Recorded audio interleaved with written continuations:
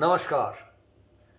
बेहतर life academy के इस प्रोग्राम में कर्मयोग फॉर 21st सेंचुरी जो आपके पास लेके आ रहा है, फिट फॉर लाइफ प्रोग्राम, ये हमारा आप सब जानते हैं साधना करने का एक पद्धति है।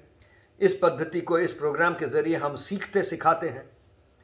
तो इसमें आज जो विषय में हम लोग थोड़ा गहराई में जाने की कोशिश करेंगे, बहुत एक रोज़मर्रा का एक विषय है। ये विषय को बहुत आध्यात्मिक या बहुत बड़ा विषय ऐसा नहीं है, बहुत फिलोसॉफिकल दार्शनिक ऐसा कुछ नहीं है, और है भी सोचे तो।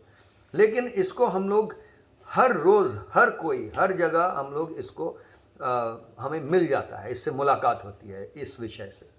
तो विषय क्या है? विषय है लेन देन की, लेन देन, लेना देना, गिव एंड टेक।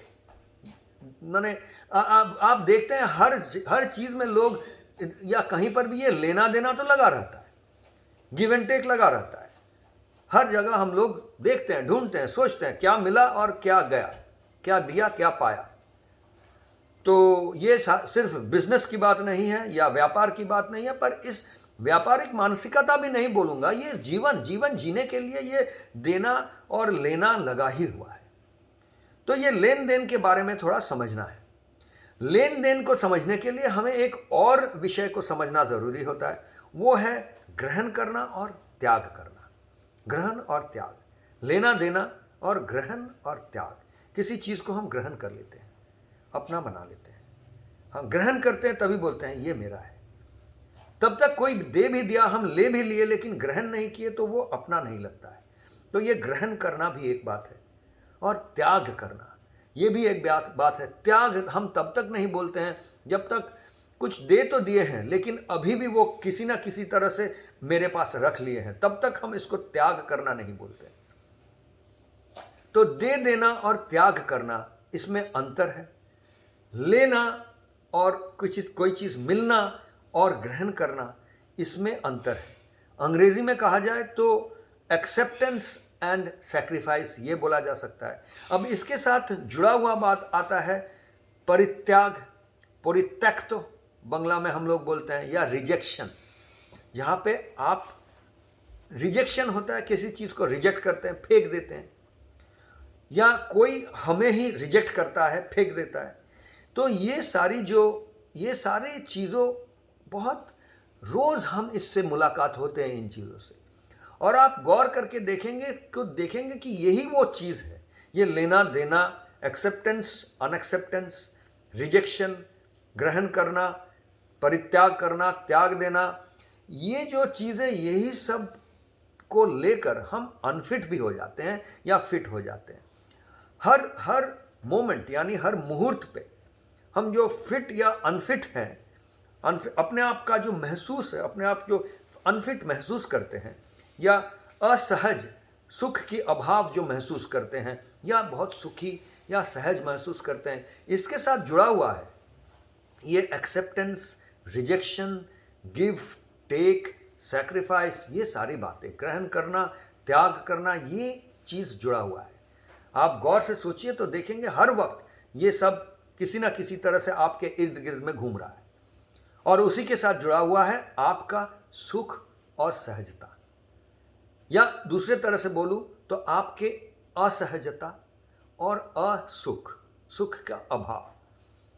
बंगला भाषा में वैसे जब किसी का कोई बीमार होता है, तब उसको बोला जाता है एर असुख होय छे, असुख। और बहुत सारे भारतीय भाषाओं में ऐसा ही है, बीमार होने को भी असुख बोला जाता है, मतलब सुख निकल जाना। अंग्रेजी में देखिए, बीमार होने को बोला जाता है डिजीज, मतलब ईज का अभाव। ईज मतलब होता है सहज, ईजी, बहुत सहज है।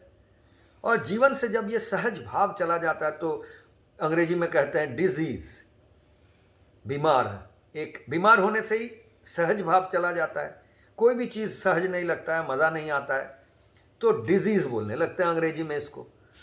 और बंगला में जैसे आप देख रहे हैं असुख बोल रहे हैं, तो ये सुख और सहजता जुड़ा हुआ चीज़ है। वैसे हमारे ऋषि मुनि रहे हैं जो, उन लोग भी यही कहे हैं। योग के बारे में आ जाता हूँ। योग, क्योंकि कर्मयोग फॉर 21st सेंचुरी बोल रहे हैं, कर्म योग, इसमें योग बात जुड़ा हुआ है, आप देख रहे हैं। हमारी बहुत सब साधना पद्धति का एक योग एक अहम अंग है। इसमें अष्टांग योग की हम बात करते हैं, तो अष्टांग योग में आप देखेंगे कि जो तीसरा अंग है, यम नियम के बाद ही जो आता है वो होता है आसन। उसके बाद आता है प्राणायाम, प्रत्याहार, धारणा, ध्यान, समाधि वगैरह वगैरह ये सब, पर ये आसन और योग आसन का जिक्र हमेशा होता है। बहुत लोग तो योग को आसन ही मानते हैं।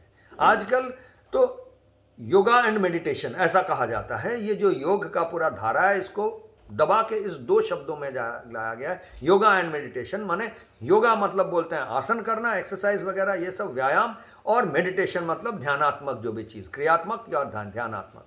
क्रियात्मक जो अंग है इनको योगा बोलते हैं, और ध्यानात्मक जो अंग है इनको मेडिटेशन बोल देते हैं। ये अंग्रेजी का ये दान है, वेस्ट का दान है।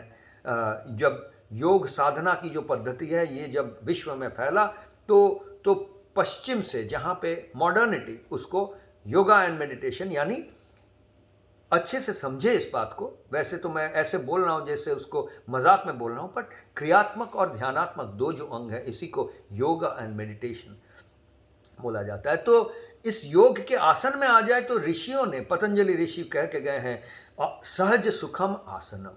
मतलब आसन क्या है? वो चीज़ है, वो अवस्था है जिस अवस्था में हम अगर अपने आप को सहज और सुखी तरह से अवस्थित करा पाए हैं, तो बोल रहे हैं वो आसन है। यानी ऐसा नहीं कि आप मयूरासन लगाए या पर्वतासन लगाए, वृक्षासन लगाए, ऐसा पैर सर के ऊपर तभी आपका आसन लगाए या पद्मासन लगाए, ऐसा नहीं। कोई भी अवस्था में जब आप अपने आप को सहज एवं सुखी महसूस करते हैं तो वो कह रहे हैं ये आसन है। तो देखिए, पोस्चर इसको कहा जाता है। कोई भी अवस्था में आपका शरीर जो है कोई ना कोई पोस्चर, कोई ना कोई आसन धारण कर रहा है। धारण तो कर रहा है, लेकिन जो आसन धारण कर रहा है, शरीर जिस आकार में आप रख रहे हैं, उस आकार में क्या आप अपने आप को ग्रहण कर पा रहे हैं? अगर आप अपने आप को ग्रहण कर पा रहे हैं उस अवस्था में, उसका मतलब ये हुआ कि आप उस अवस्था में सुखी और सहज हैं। उसके मतलब आप आसन ग्रहण किए हैं। अब आप देखिए, हमारे देश में कोई भी सभा होता है, कहीं पर भी लोग आते हैं, सभा शुरू होने के पहले अनाउंसमेंट होता है तो कहा जाता है, सभी को कहा जाता है, कृपया करके क्या कीजिए? आसन ग्रहण कीजिए। अंग्रेजी में इन्हीं बातों को कहा जाता है, प्लीज टेक योर सीट। तो देखिए, यहाँ पे शब्द आ गया ग्रहण करना, वहाँ पे जाता है, बोला जाता है टेक। तो दूसरा, कैसा दो कल्चर में, दो संस्कृति में कैसा फर्क है। छोटी छोटी बातों में आपको पता चल जाएगा कितना साधना गया है इस संस्कृति को तैयार करने में। क्योंकि आसन ग्रहण करने बोला जा रहा है और उधर कहीं पर बोला जा रहा है टेक योर सीट, माने स्थान दखल कीजिए। सीट, आप जहाँ बैठेंगे वो आपका स्थान है, उसको टेक कीजिए। टेक मतलब उसको ले लीजिए, मतलब स्थान दखल कीजिए। और आसन ग्रहण कीजिए, दोनों में कितना फर्क है। आप जाके स्थान दखल करेंगे तो शायद वो सभा का जो मकसद है, उस सभा में जो आपको सिखाया जाएगा, जो बोला जाएगा, वो आप तक पहुंचेगा ही नहीं। पर आप आसन ग्रहण करेंगे तो शायद वो सभा का जो मकसद है वो सफल होगा, क्योंकि उस सभा में जो भी संवाद होगी, जो भी वार्तालाप होगा, जो भी विचार, जो भी विश्वास निकल के आएंगे, वो सब आपके अंदर समाएगा अगर आप आसन ग्रहण करेंगे। यानी आप अपने आप को ग्रहण करेंगे, किसी एक शारीरिक आकृति में आप अपने आप को ग्रहण करेंगे। मैं एक छोटी सी उदाहरण देकर कहता हूँ ये ग्रहण करने का।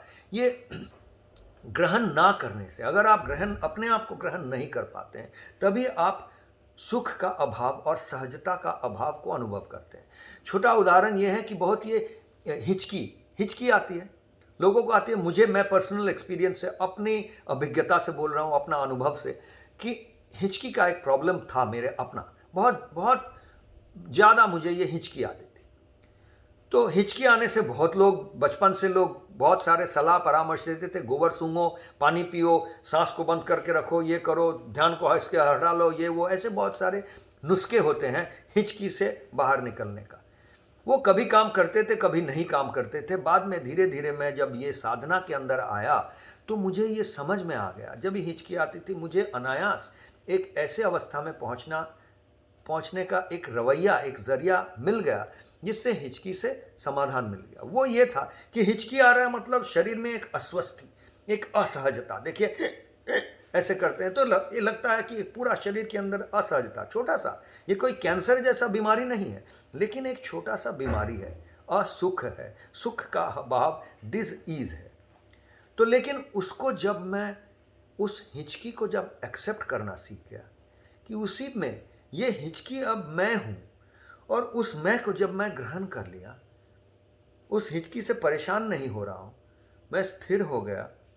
2-3 बार हिचकी आया, देखा अचानक हिचकी अनायास कहाँ चला गया पता नहीं।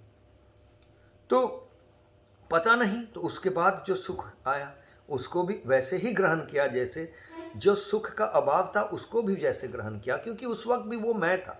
मेरे में जो भी प्रॉब्लम थी उसको मैं जब ग्रहण कर लिया, धीरे धीरे वो प्रॉब्लम चला गया। वो प्रॉब्लम ग्रहण करने से ही तो वो प्रॉब्लम नहीं रहा। अब वो प्रॉब्लम बोलता है ये तो ऐसे ही मैं मर गया, चलो चलो अपना दूसरा कहीं रास्ता ढूंढते हैं, बोल के शायद वो कहीं और चला जाता है। तो शायद ऐसे ही ये प्रॉब्लम्स इसी तरह से काम करते हैं।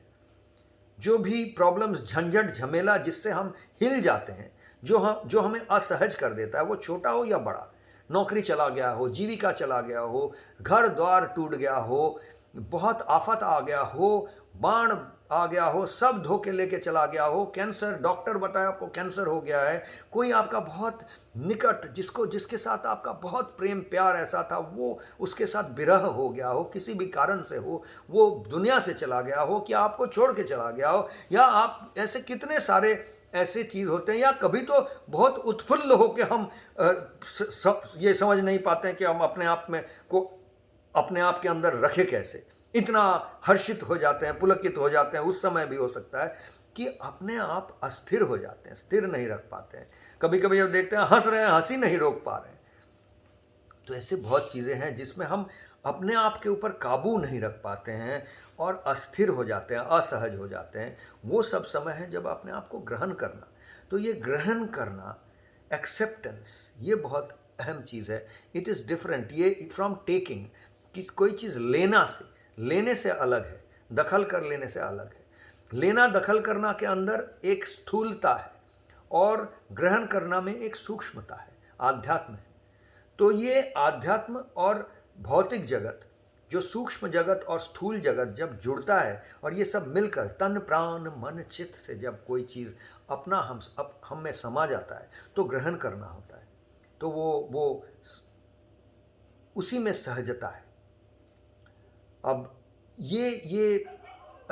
इस सहजता को कैसे हम अपने आप में लाने का प्रयास को जारी रख पाते हैं, इसी का जो अभ्यास है, अनुशीलन है, यही सब हम अपने साधना पद्धति के अंदर भी लेके आते हैं। इसीलिए आप स्टेमिफ्लेक्स हो, शक्ति स्ट्रेच हो, हमारी जो अलग अलग साधना पद्धतियां हैं उसमें देखेंगे कहा जाता है ग्रहण कीजिए, शवासन ग्रहण कीजिए, आसन ग्रहण कीजिए, पद्मासन या ये आसन वो आसन ग्रहण कीजिए। तो आज आपको ये बताया ग्रहण करने की बात क्या होती है और टेक योर सीट से या अपना स्थान दखल कीजिए से इसका फ़र्क क्या है। आज के लिए इतना ही। नमस्कार।